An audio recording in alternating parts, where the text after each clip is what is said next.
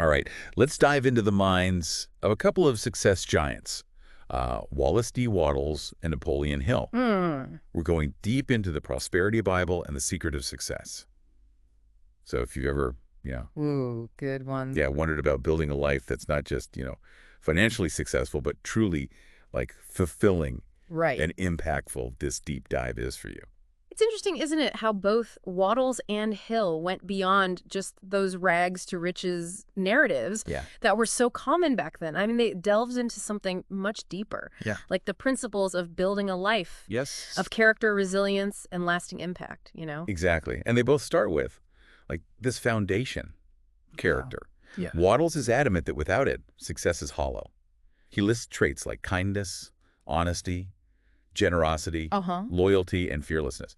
Wouldn't you agree that these are like the hallmarks of someone I mean, yes, that's who's truly big in the best sense of the word? yeah, those are the qualities that really resonate. Yeah. When you think of somebody who is really, Yeah. made an impact, but I think what's even more insightful is how Wattles connects these traits to a life of meaning and impact. Oh, interesting. He's suggesting that becoming the best version of ourselves, it's not just about personal gain. Yeah. It ripples outward, it influences the world around us. I see what you mean. So it's not just about climbing the ladder. It's about becoming someone worthy of the climb. Yeah, becoming the kind of person who can climb that ladder and then use that position Right. to do good in the world. But how do we actually get there? Yeah, that's a good question. I mean, Waddle says courage is the fuel. He has this fantastic quote: "Courage makes the man, and there never was a real man that didn't have courage." Wow. It's bold, almost provocative. It is. But is it a bit simplistic? I mean, there are plenty of situations where caution is warranted, right? Of course, of course. But I think Waddles is getting at something deeper here. He's talking about that inner spark that pushes us beyond our comfort zones, that enables us to, take risks and face our fears. Remember, he also describes courage Okay. as something that starts smiles in the system and stirs up the kind of circulation in a man that makes him go out and do his best at the most humble undertaking. Wow. Okay. So it's not just about, Being fearless. yeah, grand gestures. It's about that Yeah. inner drive, Mm. that willingness to put ourselves out there, even when it feels daunting. Okay, I can see that. So Yeah. it's not just about being reckless. It's about that consistent push to step outside Yeah, exactly. our comfort zones, even in small ways. Exactly. And this is where Waddle's warning about the "let George do it" trap comes in. Okay. This habit of shirking responsibility, waiting for someone else to step up, it directly contradicts that courageous spirit he's advocating for. So instead of waiting for George to do it, Yes, he wants us to be the George in our own lives. precisely. Waddles is urging us to embrace responsibility, to be the ones who take initiative and make things happen. And it's not just about personal gain. He sees it as a way to contribute to the well-being of others. Mm. That's really interesting how he connects personal responsibility with a sense of service. Mhm. He actually offers a powerful example of this in Abraham Lincoln. Yeah. He admires Lincoln's qualities: Mm. justice, generosity, magnanimity, modesty, gentleness, and strength. Right. Quite a list. Yeah. Seems like quite a challenge to embody all of those at once. It is. But what's so compelling about Lincoln's story is that he demonstrated these qualities in, incredibly challenging circumstances. Right. Imagine leading a nation through a civil war, Yeah. facing unimaginable pressure and opposition, yet still striving to embody those virtues. Wow. It's a powerful reminder that these principles aren't just like theoretical ideals. They can be lived out, Yeah. even amidst adversity. And perhaps it's the adversity that truly tests and reveals those qualities, right? You could say that it's often in the face of challenges that our true character is forged. Okay. All right. So we've got character and courage as the foundation. Right. But how do we actually build those qualities? It seems like there's an inner component here that we haven't touched on yet. So that's where the concept of self-mastery comes in. Mm. Both Wattles and Hill emphasize the crucial role of controlling our thoughts and emotions. It almost sounds like they're getting at a kind of mental discipline, wouldn't you say? Absolutely. And Hill is particularly fascinated by the power of desire.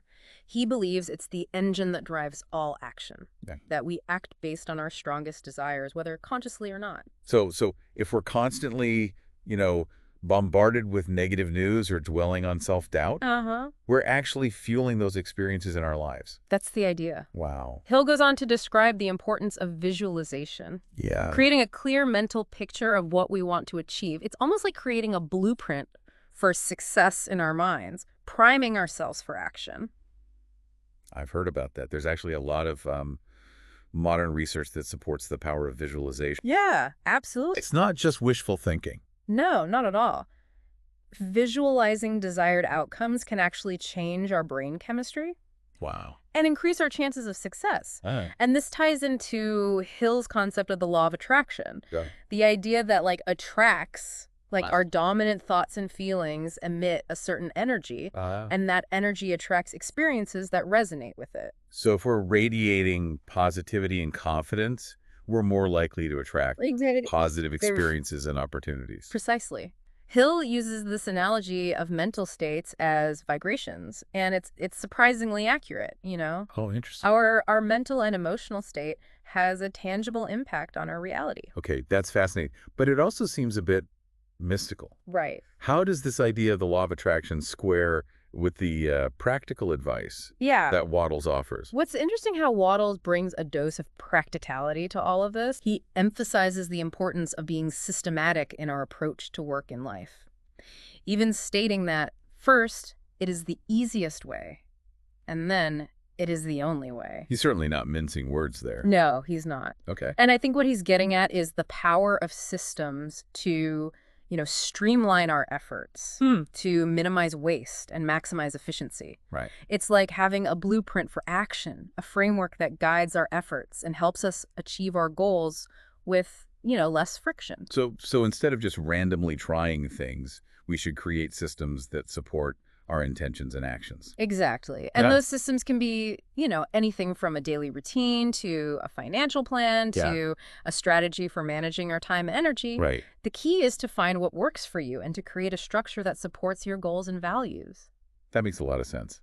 It's almost like creating a framework for success, wouldn't you say? Precisely. Yeah. And that framework allows us to channel our energy more effectively to make consistent progress towards our goals. Right. And ultimately, to achieve greater success with less struggle. It sounds like we've covered quite a bit of ground already. You have. But before we move on, I'm curious about one more thing.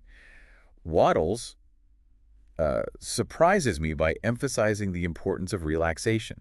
He even says relaxation is energy stored up. It seems a bit counterintuitive in the context of all this talk about, Right. action and achievement. It does seem counterintuitive, doesn't it? Yeah. But I think what Wattles is getting at is the importance of rest and rejuvenation for sustained effort. Okay.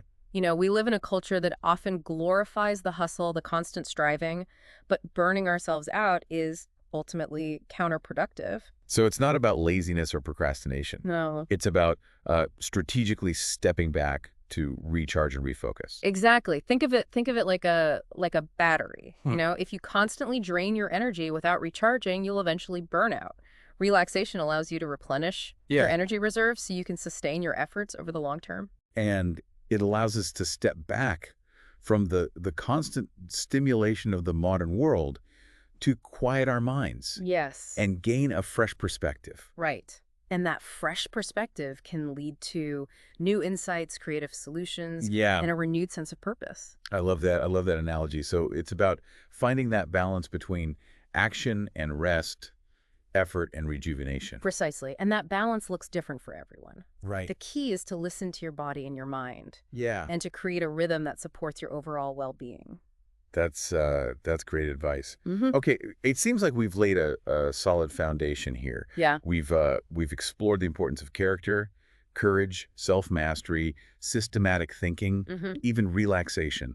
Where do we go from here? Well, we've only just scratched the surface of what Wattles and Hill have to offer. In our next segment, Okay. we'll delve deeper into their insights on desire, the law of attraction, and the power of aligning our thoughts and actions with our goals. Sounds fascinating. I can't wait to unpack those ideas further. We'll be back right after this. Welcome back. We're still deep in the world of Wattles and Hill, exploring their insights on building a life of true success. Yes. We've talked about character, courage, the importance of self-mastery. It's like they're giving us this Right. mental toolkit for navigating the challenges and opportunities that life throws our way. It is a toolkit of sorts, isn't it? Yeah. And I think a key element of that toolkit is understanding the power of our own minds. Yeah. Both Wattles and Hill are adamant that controlling our thoughts and emotions is essential for achieving any lasting success. Right. It's not just about like thinking positive thoughts. It's about a deeper level of awareness Yes. and control, Yeah. but how do we actually cultivate that? Well, Wattles has this intriguing statement. A particular train of thought persisted in, be it good or bad, cannot fail to produce its results on the character and circumstances. He's suggesting that our thoughts have a direct impact on our reality. So if we're constantly, dwelling on negativity or fear or self-doubt, Yeah. those experiences will manifest in our lives. That's the idea. It's like we're planting seeds with our thoughts, Right. and those seeds will eventually bear fruit.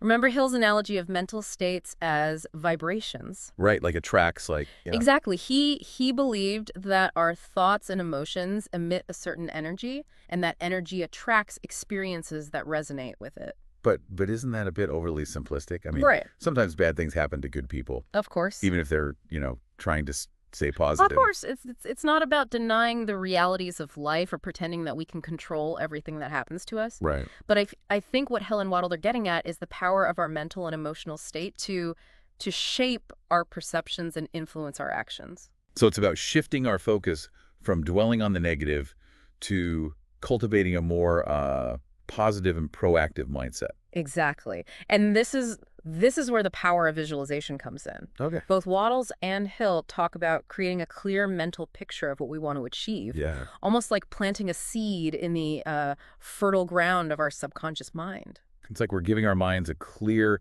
target to aim for, like a blueprint for success. Yeah. But how does that actually work? I mean, is there any scientific evidence to support this idea? There is. Modern neuroscience has actually shown that visualizing desired outcomes can prime our brains for action. Wow. It's like we're creating neural pathways that make it more likely for us to achieve those outcomes. So it's not just wishful thinking. It's actually a powerful tool Yeah. for Mhm. shaping our reality. Exactly. And it all ties back to that idea of controlling our thoughts and emotions by choosing to focus on what we want rather than what we fear. We're creating a more positive and empowering internal environment. Okay. So we've got to manage our thoughts, Yeah. visualize our goals. What else is in this mental toolkit for success? Well, both Waddles and Hill talk about the importance of self-control. Okay. Hill even calls it a form of courage, Hmm. the ability to act in alignment with our highest values, even when it's uncomfortable. So it's about resisting those immediate impulses and making choices that support our long-term goals? Precisely. It's about delaying gratification, saying no to distractions, and staying focused on what truly matters. Right. Hill uses the term fear thought Okay. to describe that insidious voice that tries to hold us back, that Mm. whispers doubts and feeds our anxieties. He even famously said there's nothing to fear except fear, which ironically can be a pretty scary thought in itself. It's a paradox for sure. Yeah. But the point is that fear is often based on illusion, Okay. on imagined threats rather than real ones. Right. And the more we dwell in fear, the more we limit our potential. So how do we combat that fear thought? How do we cultivate courage in the face of uncertainty? Hill suggests using the power of positive thinking to counteract those negative vibrations. Okay. It's about consciously choosing to focus on our strengths, our accomplishments, our potential, Right. rather than dwelling on our weaknesses or past failures. Mm. He also emphasizes the importance of taking action despite fear. Right. The more we act, the more we build confidence and momentum. It's like that old saying, feel the fear and do it anyway. But sometimes that's easier said than done. Of course. But remember, courage isn't the absence of fear. It's taking action despite fear. And the more we act courageously, the less power fear has over us. That's an important distinction. It's not about becoming fearless. Right. It's about developing the inner strength to act even when we feel afraid. Exactly. And that inner strength comes from cultivating those qualities we talked about earlier. Yeah. Character, self-control, a positive mindset. Wattles and Hill also talk about the importance of something called personal magnetism. Hmm. It almost sounds like they're suggesting we can become human magnets, drawing success and opportunities to us. It does sound a bit like that, doesn't it? Yeah. But it's not about manipulating others or trying to force them to like us. Okay. It's about cultivating those qualities that naturally draw people to us: confidence, Yeah. charisma, Uh-huh. and a genuine interest in others. So it's about being authentically engaging and inspiring. Precisely. Hill emphasizes the importance of a positive attitude, a cheerful disposition, Right. and a genuine interest in others. He even suggests practicing smiling more often, Hmm. which sounds incredibly simple, Yeah. but could actually have a profound impact. Well, they say a smile is contagious, Yeah. but is it really that simple? Mhm. Just smile more and people will be drawn to you. It's certainly not a magic bullet, but there's truth to the idea that a positive attitude is contagious. People are naturally drawn to those who radiate warmth, joy, optimism, Right. and that positive energy can create a ripple effect, Yeah. inspiring others to be their best selves as well. So it's about cultivating an inner radiance that shines outward, attracting positive experiences and relationships. Exactly. And that radiance comes from cultivating those qualities we've been discussing. Hmm. Strong character, Right. a positive mindset, self-control, courage, and a genuine interest in others. It's fascinating how all of these principles seem to Yeah. weave together, supporting and reinforcing each other. It is, and it highlights the holistic nature of success. It's not just about achieving those external goals. It's about cultivating an inner state of being that naturally attracts abundance and fulfillment. Okay, so we've got character, courage, Yeah. self-mastery, a positive mindset, and personal magnetism. Anything else we should add to this toolkit for success? Well, Waddles throws in another curveball: relaxation. He even states relaxation is energy stored up. Isn't it fascinating how he brings in these unexpected elements? It is. It seems counterintuitive to talk about relaxation in the context of achieving success. Right. Don't we need to be constantly pushing ourselves, striving for more? We do need to put in the effort. Yeah. I think what Waddles is getting at is the importance of rest and rejuvenation for sustained effort. Okay. You know, we tend to think of relaxation as passive, Right. as a break from productivity. Right. But he's suggesting that it's actually a crucial component of success. So it's not about being lazy. It's about strategically stepping back to recharge and refocus. Exactly. Think of it like a battery. Okay. If you constantly drain your energy without recharging, you'll eventually burn out. Yeah. Relaxation allows you to replenish your energy reserves so you can sustain your efforts over the long term. And it allows us to step back from that constant stimulation of the modern world to quiet our minds. Yes. And gain a fresh perspective. Right. And that fresh perspective can lead to new insights, creative solutions, Yeah. and a renewed sense of purpose. Okay. I'm starting to see how relaxation fits into this this bigger picture of success. Mm-hmm. But I'm also wondering about the practical side of things. We've talked a lot about mindset and inner qualities. Yeah. But what about the actual actions we need to take to achieve our goals? That's where the principle of self-reliance comes in. Okay. Both Waddles and Hill emphasize the importance of developing our own inner resources and trusting our ability to navigate the challenges of life. So it's not about isolating ourselves or rejecting help from others. Right. It's about building our own capacity to create the life we want. Exactly. It's about taking ownership of our happiness and success. Yes. Rather than relying on external circumstances or the approval of others. Right. Waddles even warns against falling into the let George do it trap, becoming dependent on others to solve our problems or create our happiness. He's suggesting that over-reliance on others can actually weaken our character. Yes. And undermine our sense of agency. He is. And Hill builds on this idea, emphasizing that self-reliance is built on a foundation of self-knowledge and self-acceptance. It's about understanding our strengths and weaknesses, embracing our imperfections,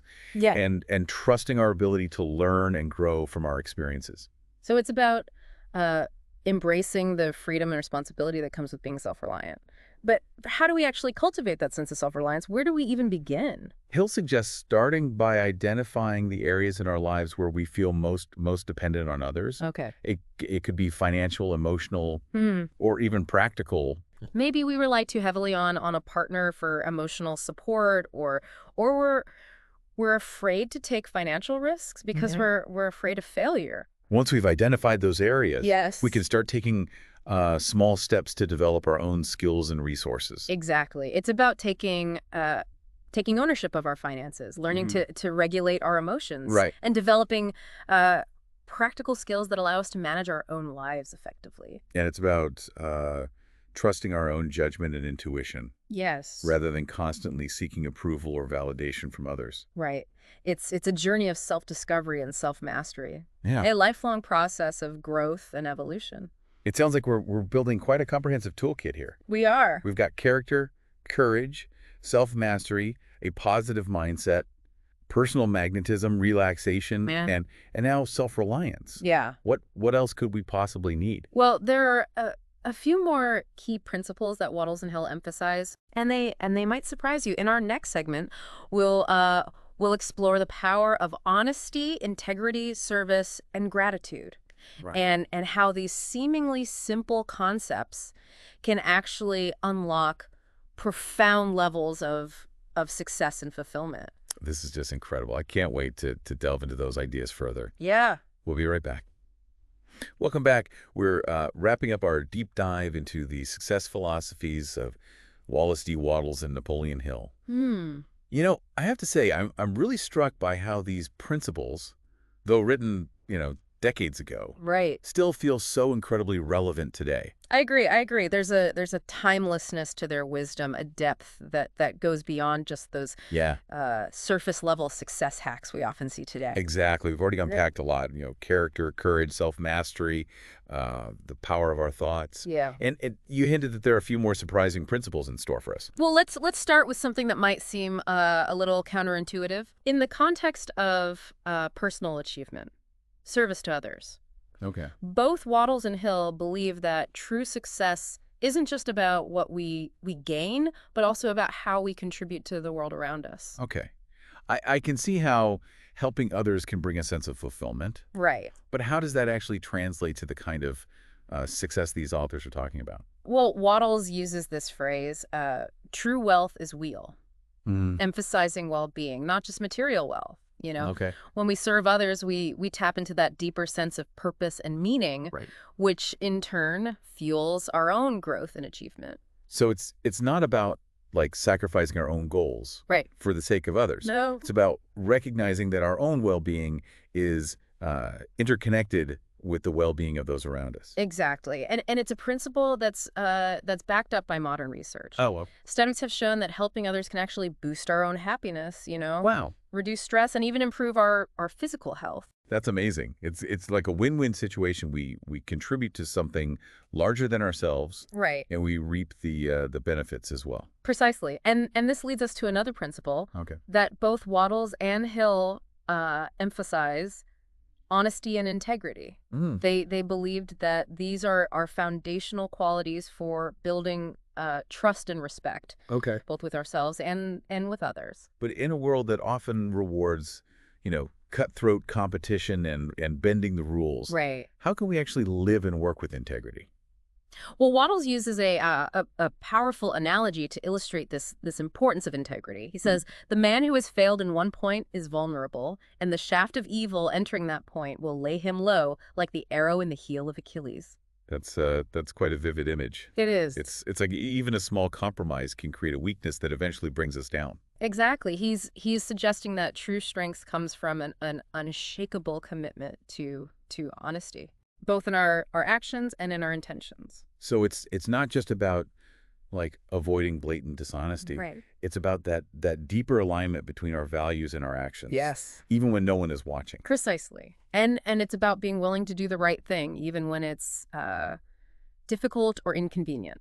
Okay, so we've got service, integrity, anything else in this unexpected category of success principles? Well, both authors also highlight the importance of gratitude. Wattles in particular believed that appreciation is essential for savoring the work and life of the world. It's like that saying, gratitude turns what we have into enough. Right. But Mhm. how does gratitude actually contribute to the kind of success we're talking about? Well, Hill suggests that gratitude is a powerful force for attracting more good things into our lives. Okay. He believed that our thoughts and feelings emit a certain energy, and Right. gratitude creates this positive vibration that attracts more to be grateful for.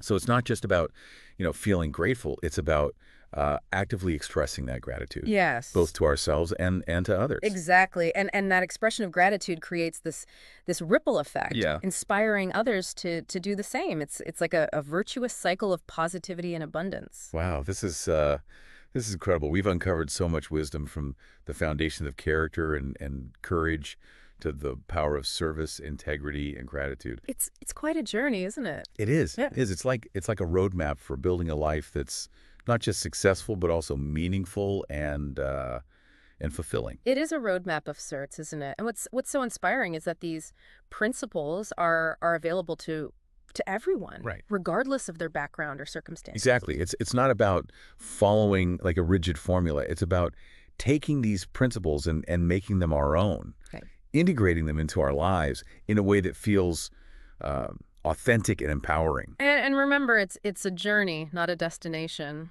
We're all constantly learning, growing, and evolving. Waddles even encourages us to, embrace our mistakes as opportunities for growth. Yeah. He says, study your mistakes. It's like Yeah. he's saying, Yeah. don't be afraid to fail. Just make sure you learn from it. It's a powerful reminder that setbacks and challenges are an inevitable part of the journey. Right. The key is to view them as opportunities for learning and growth rather than as signs of defeat. And Waddles also reminds us of the preciousness of time, Yeah. urging us to make the most of each day. He says, this day will never dawn again.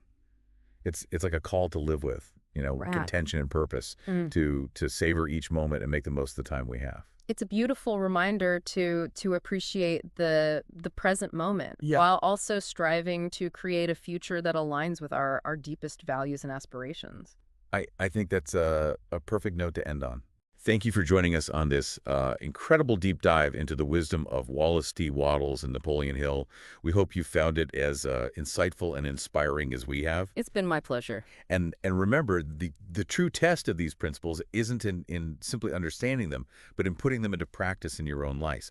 So as you go about your day, ask yourself, which of these ideas resonates most strongly with you? And how can you start applying it right now in this very moment? Until next time, keep exploring, keep growing, and keep striving to create a life of true success and fulfillment.